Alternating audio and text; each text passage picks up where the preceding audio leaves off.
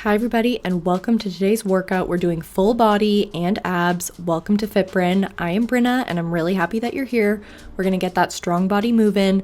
Truth be told, this is my second time recording the podcast portion of this episode, and I think I learned a lot from it. And the reason why I'm sharing this with you is because this is gonna be kind of the gist of what we are discussing today, because originally the first episode that I recorded was all about feeling stuck and also how to get unstuck. But to be honest, I still felt stuck by the end of the episode, and I was really trying hard to share how I navigate out of it, but the episode was just not flowing. I stopped and started so many times. I was being very critical of the words that I was saying. I was editing while I was also recording, and so that created like 2 hours that went by that I was trying to record an episode, and I think I was just trying too hard. I put a lot of pressure on myself to have everything scripted so that I could produce this like beautiful, well-packaged episode that gives you your how-to guide of how to get unstuck. But I think that I was starting to lose the reason why I wanted to start recording these episodes in the first place, which was to let the conversation flow and to allow myself to share stories with you, to share the struggles that I have, but to be very organic and to not feel like I need to put myself in like a perfectly crafted container for you. I also feel like I'm in a much better mental headspace today, even though I'm day 2 of my period. So holy Lord, let's acknowledge the fact that demons come out during this period of time. And maybe I'll also chat a little bit about like my PMS / premenstrual dysphoric disorder symptoms. I haven't been formally diagnosed. PMDD is basically like PMS symptoms on crack. There's also a variety of other symptoms that you could get, like headaches, but just like really aggravated mood swings and all of these kinds of things. But I wanted to maybe share how I'm learning how to navigate those symptoms and to also listen to what those symptoms are telling me in terms of what I can heal within myself that in general in my life I know would benefit me. So that's kind of where my head is going. And I just wanted to share that the very first episode that I recorded for this channel, honestly, it flowed super well. It flowed super organically. I felt very comfortable letting the conversation weave its way and just to see where it ended up, you know? And the other one, I felt like I was trying to put myself into a box of what I thought my channel needed to be. So I was falling prey to the thing that I advocate against, or the thing that I know I want to do more of in my life, which is to genuinely just be kind to myself, to allow the creativity to flow, to engage with the fact that I'm not going to be perfect in the beginning, especially if I'm learning something, and to genuinely, I don't know if you can hear my dog like in the background going wild, but he's walking around with a toy of his. What was I saying? So yeah, to just genuinely allow myself to be myself, because I think if I'm not enjoying this process and I'm putting way too much pressure on myself to be perfect, then I'm not going to enjoy it, and I'm going to feel like my soul is dying a little bit. And I haven't gone through the amount of years of like self-work to basically punish myself and to continue living in a way that's not kind to myself. And my partner and I went on a van life road trip. So today is February 2025, and my partner and I went on a road trip in a van that we purchased last summer. It's a 1983 Westfalia van, again, like those beautiful OG retro vans. And we took off from September to December, or September to the end of November. We traveled from BC, Canada, all the way down to Joshua Tree, California, and then we went all the way back up. And it was such an incredibly wild road trip, and I'm going to be doing a more personal video with just me chatting about this experience and what I learned, because I think it's really important to share, because it wasn't all bells and roses. I don't think that's the proper analogy, but it wasn't all like sunshine, unicorns, and rainbows. My partner is very secure within himself. He's very confident. He has a lot of self-love, which I absolutely love. And this trip totally opened the fact that I do not have that. And it was very painful for me at times to constantly be triggered by different external factors, and also to be constantly reminded of like the fact that I am really just so unkind to myself, and I keep myself stuck by judging myself for the emotions that I feel and by feeling shame for where I'm at in my life. And that also creates like negative momentum to move forward and to go anywhere. And it's super funny because I notice that same kind of attitude creep up when I'm learning about how to make YouTube videos or how to record better or what style of podcast I want to have, because I also have a podcast that I started called Imperfect But Worth It. It has its own YouTube channel. It's on Spotify and I'm just getting started. But even in the process of starting a podcast, I found was so incredibly confronting and difficult. And I had a lot of meltdowns, a lot of situations where I felt a lot of self-doubt. I really felt like I was procrastinating. I actually felt so scared. I don't want to dismiss this point that I genuinely felt so scared to start. I felt lazy and I genuinely just like didn't want to. And I also think that I want to share that it was really tough for me becoming aware of the fact that I did really want to start this podcast and that it was something that I wanted to believe in myself that I could do. But I was wrestling with so much self-doubt, self-criticism, and feeling like a newbie and a beginner that I was totally forgetting the fact that literally so many people, when they start projects, whether it's an artist or just a person, also creating a YouTube channel and creating content is artistry in some way, shape, or form. But I just mean that like artists or people starting a YouTube career or people starting a new career path or going back to school, like they are all newbies in that journey. No one starts doing anything as an expert. The difference is that that person just decided to do it, and they just decided to engage with the raw, messy, ugly situation and period of time of their life that is learning something new. And if you're anything like me, where you can be very critical, and I don't even know if perfectionist is the right term, but I feel that I am so deeply afraid that I am not worthy and that my ideas are not good enough and that I suck or I'm a loser or that I just don't have what it takes to do something. I just get paralyzed by that fear that I start judging the very natural occurrences which are struggling when you're learning something new. I judge myself for feeling that way as data that I am not worthy and that I am not good enough, which is so fucking hilarious because it's literally normal that when you're starting something new, you're not going to be an expert, and why would you want to be? And also, I think self-love here definitely plays a role where you just want to have a positive mindset about learning a new skill. You're not going to get it right. Holy Lord, I had no idea that creating a thumbnail for your YouTube video took so much psychological analysis, so much contemplation on design, color contrasts, thinking about the content that you want to have in your thumbnail to attract audiences. It's a little bit different for a fitness video because people kind of know what they're gonna get. They're like, okay, I'm gonna get this workout.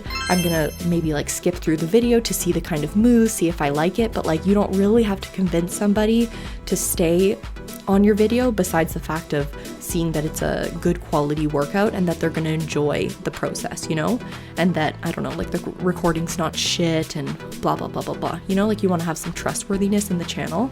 But essentially, there's not too much psychological analysis that I have to do in terms of creating a YouTube thumbnail, but at the same time, there's a lot of design considerations. And so before I realized that there are so many videos on YouTube teaching people how to make a YouTube thumbnail, I was really judging myself for the fact that the ideas for how to create a thumbnail weren't coming super naturally to me. I was really scared of the creative process. I didn't want to engage with it. And it was almost like I was just I was already just assuming that I wasn't going to be able to do it. Therefore, I didn't want to do it. It's like I was already judging myself for I was judging myself for having to struggle through the creative process. And then therefore I deduced that struggle was clear data that I am not capable and that I am not good enough. And I think that that's like a very egoic, by egoic, I mean like it's a very ego kind of way to look at things. And I'm trying to like understand how to enunciate that better. But it's like the ego that I have inside of me is not one that says I'm the best, I'm so arrogant, like I'm literally God's gift to humanity. My ego that I have is one that always tries to find data to make the voice inside of my head that says, you are not good enough, you are not worthy, correct? And so Tony Robbins actually said this, and I just found that it was a very helpful analogy that like if you're a human and you want to look for the color brown, you are always going to pick up things that are brown, even to the point where you make things that are not brown. Like I'm seeing that shade of yellow, that looks kind of brown to me. And he's like, and you're totally not picking up on the fact that there are red things around you. What would happen if you changed your attention to being like, where's the red around me? You're going to notice it. But the thing is that you don't pick up on the things that you are not looking for. And so it's the same way with limiting beliefs and insecurities and like feeling like you're not worthy, you know, which is an insecurity. So if I feel deep down that there is something wrong with me, that I'm going to be like homeless in my life because I'm not capable of doing things, that I'm not pretty enough, smart enough, intelligent enough, I am just going to look for the data that supports that hypothesis, because that is the program that I have been running with in my brain since I was like a young teenager, you know, as a result of like the different traumas and like negative situations that I experienced in my life. I started to create this narrative that something was wrong with me. And I actually delved into this like quite a lot in the last episode, now that I'm remembering, in terms of like the situations that I dealt with in school, how my mom raised me, situations that I had with boys. All of those things like reinforce this idea that I wasn't good enough, and I just keep rolling with that, you know? And so breaking that pattern and breaking that belief system, it is so, I don't want to say like it is so difficult to like really cement the fact that it's difficult and I'm not going to get there. No, I just think that I'm being honest about the fact that that journey is tough. It's super uncomfortable. It actually feels really not organic to break behavior patterns and to do things differently and to learn how to emotionally soothe yourself, to tell yourself, you know what? Right now, my brain is probably playing tricks on me, and the way that I feel right now is actually probably not reality, and it's probably not what's going on, because your ego so desperately wants to be correct. And right now, my ego is screaming at me like, you should not start YouTube, you should not start a podcast, what makes your voice special enough, what makes your workouts good enough, you're not as like fit as these other people, like why would people come to you? And honestly, all of that shit is bullshit. Like I really am excited to share my fitness journey, because I feel like I'm a living embodiment of like imperfect but worth it. And I'm totally acknowledging that I am in like a very good physical shape. I feel like I am at a very healthy weight for myself, but there are definitely days where I feel more self-critical, and I've done so much work to kind of heal my relationship with my body that I genuinely want to be able to share that journey with you, and to also keep it real, you know, like I'm not promoting and I'm not trying to put down any other fitness channels by any means. I just mean that I myself am not promoting this kind of like shallow, perfect kind of idea of fitness, you know. I think fitness really has to come from within, and there has to be a certain level of like acceptance for who you are and where you're at. Otherwise, you're just going to spend your entire life punishing yourself for where you're not. Right?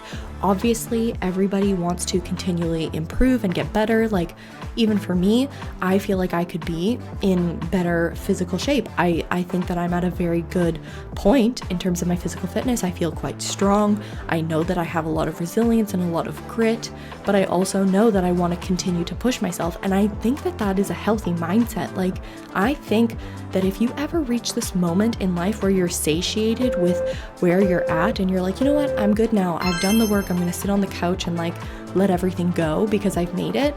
I think that that actually takes away like this really beautiful human quality that all of us have within us, but you just have to make sure that you don't allow it to get too toxic, which is to just like continually learn, improve, grow, get better, and to just continually be chasing this like purpose within yourself to I don't want to say achieve more in the like toxic, get on the hamster wheel, get in the rat race and just like have more success and more ambition and more things. I genuinely don't mean that. I just mean like to continually have drive for yourself to learn more and push your limits, because I think when you're comfortable, I think that's when anxiety and depression can kick in.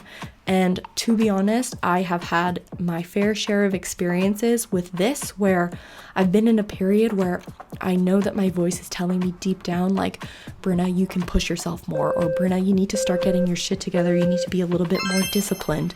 You need to start thinking about these, you need to start taking more seriously these creative projects that you want to endeavor in your life.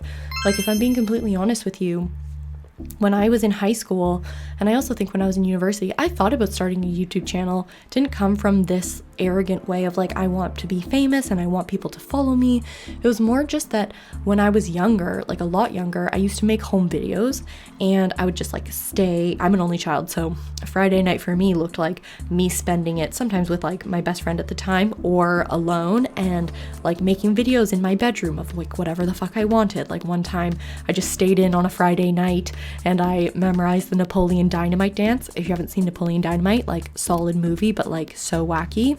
Just a classic. You do need to see it. It's this beautiful fucking movie where absolutely nothing happens, but things happen. And it's just so, the characters are so quirky and weird, but they are just themselves, you know? They're just like unapologetically themselves. So it's just really cool. It's really cool for people to just own their weirdness and to just be. And it ends in like an epic dance choreography. So I spent my time staying in my bedroom and memorizing the Napoleon Dynamite dance, and then I filmed I filmed the dance, but in the way that the movie portrayed the dance. Like I was different characters and whatever.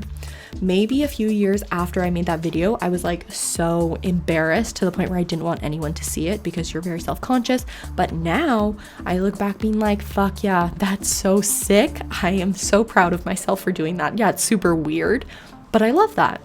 And so I used to love making videos. I love making videos, and I genuinely wanted to continue doing that in some way, shape, or form. But I think I was going through this period of time where I was like, and I still am, to be honest, like wrestling with digital life and social media and putting yourself out there on the internet, and what type of content are you making? Are you really being authentic? Are you really being vulnerable? And to be honest with you, I think that back maybe like 10 years ago that there was not as much of this need and drive for weirdness and authenticity. It felt like YouTube content creators were becoming maybe more commercialized, and it was just starting to seem more fake. Like things started to seem so perfect, like your life and how you eat your breakfast and how you get ready to go to the gym and what your evenings look like. Like it was all so perfect, and it was like, I'm fucking struggling with all of this shit inside of my brain. I'm insecure, I'm worried about boys, I'm feeling like a loser sometimes, or I'm feeling super unattractive, and like I just couldn't see myself reflected in the people around me. And to be honest, that would have been a really great time for me to be way more like to believe in myself way more, and to just be like, you know what, I'm gonna put myself out there. But I just don't think I was ready. And I also spent like a lot of time being super off social media, not touching my Instagram, being like an old lady that's like, TikTok is ruining all of the generations. And I think fair enough, like I understand why these books came out that talk about how to have a better relationship with Theo, your nails are so long. My dog is like fucking clack, clack, clack on the floor. But that there are all these books that come out about how to create a better relationship with digital technology and social media.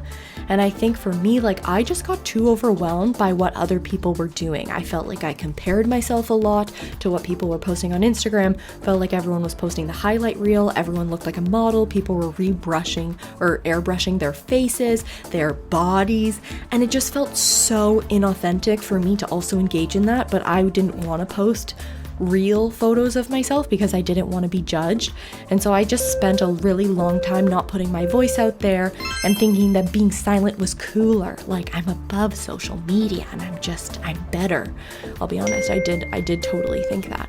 And so I think as I have embarked on this self-love journey and really awakening my healing process, and to really look at the demons that I have and to put myself out there, like Me creating this YouTube channel, me starting up my podcast is me saying, fuck it. I still want to put my voice out there, but I want to do it in a way that works for me. And I'm still figuring out what this creative process looks like for me. And I'm actually getting really excited about the types of videos that I'm going to make. And I'm excited to show real photos of my life, because the hopes is that it just resonates with some of you that are here, that it resonates with you, that you don't feel so alone in your journey and the things that you've struggled with, the things that you've doubted yourself for. And I really just want to create a community where we inspire each other to continue to show up as ourselves. And we also inspire each other to have accountability for ourselves, to not allow the bullshit to run our lives, to not allow the insecurities to take over, to not feel small, to not need external validation, to feel secure in ourselves, and to tap back into that sense of wholeness with ourselves. And don't get me wrong, I am super not perfect. Yesterday, my partner and I went for a walk with our dog, and we were talking about, because he's also starting YouTube, and like I mentioned, he's very secure and he very much loves himself. So sometimes people, and especially our partners, can act as a mirror for us. So we think that they are the ones that are causing us to feel a certain way, whether it's insecure, angry, fearful, whatever it is, But the thing is that they're actually just reflecting in us something that either we feel that we are lacking or something that we want, right? So when we were walking, he was kind of sharing what he wanted to do with his YouTube thumbnails. And at the same time, I saw these girls like taking photos and like going for a run near the beach, because we were walking near the beach. And I'll be honest, I had this like immediate reaction of like, ugh, oh my God, more of this fucking shit. Girls just look, and I was also insecure, being like, is he checking them out? Does he think that they're cute? But I was also trying to be aware of the thoughts that I was having inside of my head, being like, Brenna, acknowledge right now that you're feeling insecure. Acknowledge that you're unfairly judging these girls. Allow them to be them. Allow themselves to put out content in the universe. And like, how am I judging people that are doing the exact same thing that I'm doing, And the thing is that people are going to judge me. People aren't going to like this idea, and that is totally okay. Then find what works for you, Like, my channel is not going to be for everyone. And I guarantee that my workouts are going to get better as I start to feel more confident just filming and figuring out all of these things. But anyways, I saw these girls and they were like jogging and taking photos. And I think it kind of like triggered this feeling in me of like, holy shit, just like more fakeness of like, yay, my life is amazing. And I went for a run by the beach with my friends. And like, I have a perfect life or whatever. And like, I'm being a judgmental dick, I have no idea what they are, like what message they're promoting. And the funny thing is that I actually worked with one of the girls like a few years ago at Lululemon, and I knew her to be like a very friendly, kind person, she's just very bubbly. And I think it's great. Like, it's not about judgment, but just that I don't see myself reflected in her. I'm not trying to say that I'm a Grinch and I am a freaking like sad, grumpy son of a gun. I was gonna say son of a bitch, but I don't know if I can swear on this thing. I'm not trying to say that I'm like a grumpy, sad asshole, because I'm not, but it's like, sometimes maybe I'm too intense where I'll meet people and they're like, how are you? And I'm like, yeah, no, and I don't do this in a dumping way, but I just like to have real conversations with people, I don't want the surface, shallow stuff. Maybe when we're just meeting each other, of course, like that stuff is normal, but if I'm actually going to have like a relationship with someone, I want it to be deep. Like, I want us to talk about our shit, and that's just me. Those are the type of relationships that I want, and I'm cool with that. It's not for everybody, and that's the thing. And I like, side note is that me, when I was younger, because I was so insecure, I like contorted myself like a chameleon. I was like every shade under the sun because I so desperately just wanted to be liked by everybody, because I didn't have this sense of worth within myself. But then as a result of me feeling quote unquote validated by chameleoning myself, by changing my behavior patterns a little bit, or like tweaking my reactions, or just being super compatible with every person and every situation. By doing that, I actually further lost sight of who I was and where I stood, because I just so desperately needed that validation and that acceptance from those other people, whether it's boys or whether it's friends, that I really damaged my sense of self and my sense of voice. And I don't want to lose my train of thought, but like back to the girls, because that was a side note. So back to the girls, I like noticed that I was being judgmental, and I was saying to myself, you know what, good for them for putting themselves out there though. Good for them for like making the content and not being afraid. And you know what? They were just a mirror for the fact that I was feeling insecure, that I'm feeling insecure about putting myself out there. They were just showing me that I wish that I wasn't struggling so much in like editing a podcast or or just having difficulty with creating a thumbnail, but just being cool about it with myself, you know, that not only am I feeling like a beginner in this process, but I'm judging myself for feeling like a beginner. And it's hilarious because I was reading Eckhart Tolle's book, It's Not the Power of Now, It's a New Earth.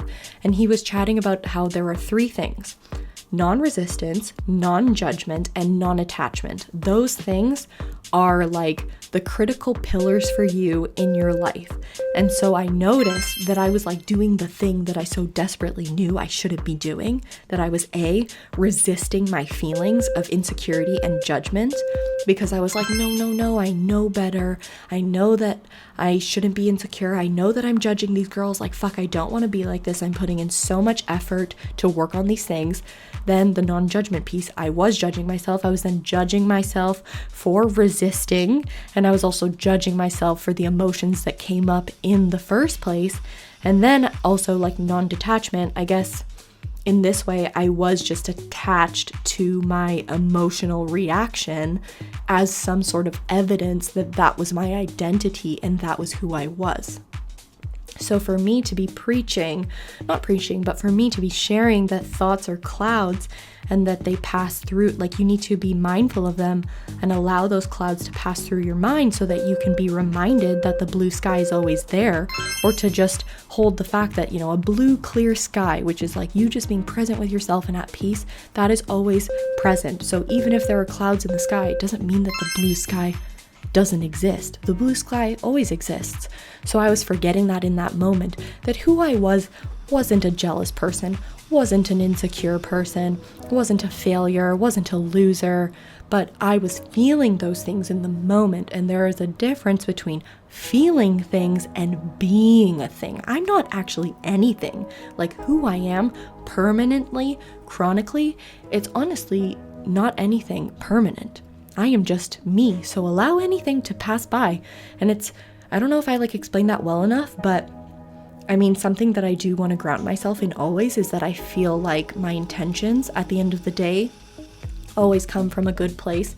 I know that I have a good heart.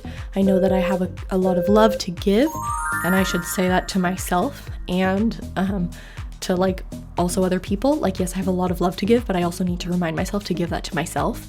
But it's really nice to know that I am not permanently any of these things that come into my mind, like my insecurities or my judgment of others, you know? And I think once you detach from those things as if they are your identity and they are who you are, you really free yourself to just be more present and to let things go and to be lighter and to be at peace. And I think this actually comes a lot into the conversation about being stuck and how to get unstuck, because I think the reason why people suffer a lot in feeling stuck is that they are resisting the fact that they are stuck, and they are also judging the fact that they are stuck.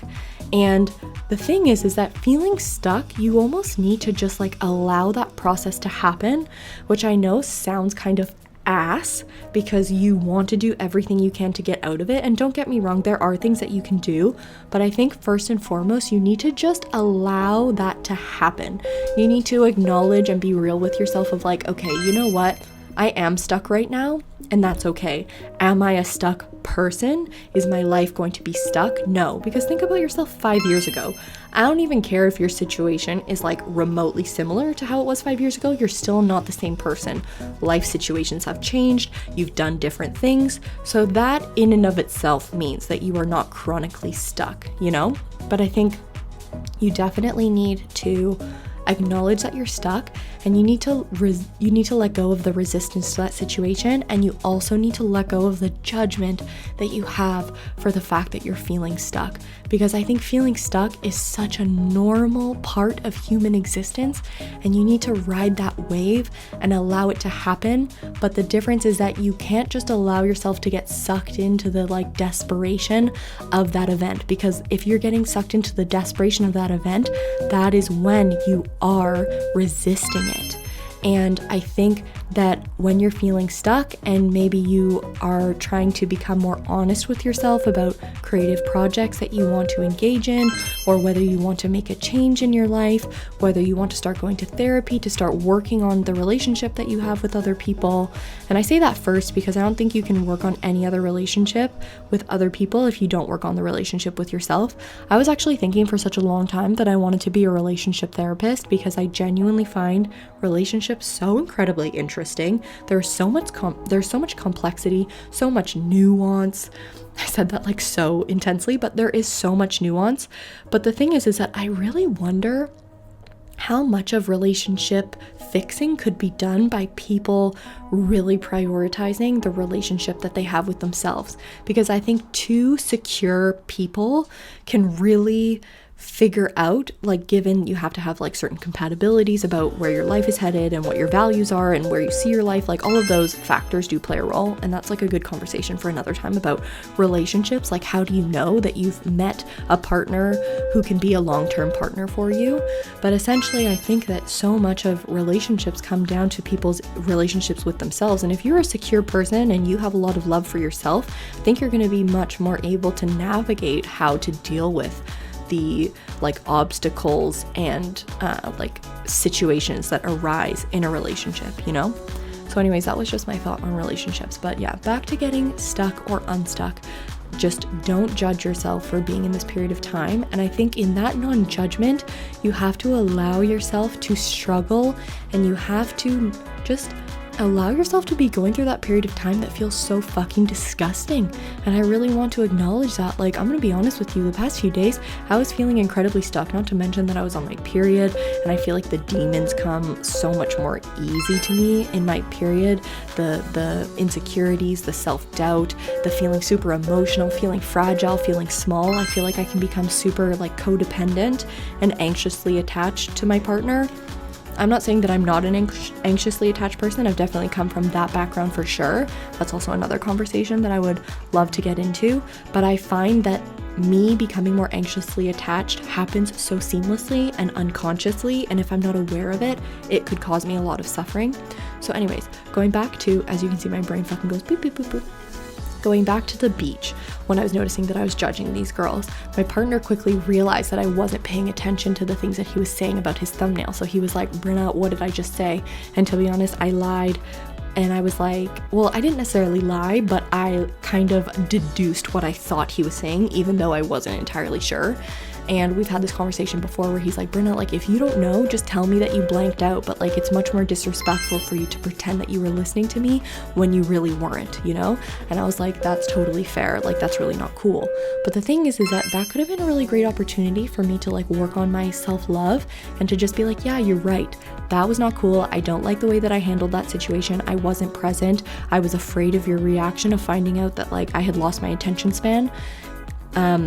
And you're right, I'm going to do better next time. And I could have just allowed myself the peace to move forward and to say, you know what, Brenna, we're just going to do better next time. It's all okay. But instead I started judging myself for the fact that I even felt insecure about those girls, that I was judging them. I was really attached to the fact that I felt that way. So that was making me feel worse about myself, which then transferred over to me now feeling super guilty about hurting my partner's feelings. I'm like, oh my God, I'm a bad partner. I'm a liar. Oh my gosh, I stink. Well, I suck. I was doing all of those things, but also in a way it's kind of like a child having a tantrum where all that made me do was start to mope and feel sorry for myself, which is also not the loving response for someone like my partner that was slighted by me or, that felt disrespected. And so I really just think that having non-judgment and non-resistance and non-attachment to things is so critical for your life. By the way, we've made it to the end of the episode, and I just wanted to share that eventually in that conversation, I ended up crying, yes, but then finding that strength within myself to be like, you know what, Brenna, let it go, just do better. This isn't your identity. Like, it's all totally fine. And the same thing with being stuck. Just allow yourself to be there and then slowly do things about it, slowly build momentum. Like, here I am, still continuing forward in this journey, still recording a podcast episode, still trying my best, still struggling. I think it's all about embracing the struggle, but the difference is that you're doing something about it, embrace the struggle, but do something about it. But don't hold yourself to this like really high standard, you don't have to produce like 8,000 pieces of artwork this year, just start with the one. Make the action items super small and embrace the struggle and just continue through the muck, continue through the shit. Same things with working out. You're not going to see results in a day. Honestly, for me, it took a few years. It took a few years to see results, and then also like playing around with like how I treat my body, how I feed myself. It's the consistency over time. So embrace all of the imperfect workouts, all of the times that you show up imperfectly, because it's about the long run, the long stretch. And you have the grit to continue on this journey. I believe in you. Thank you so much for working out with me today. If you could like this video and subscribe to my channel and like share this workout with someone that you love, that would be super awesome. And I look forward to working out with you in the next episode.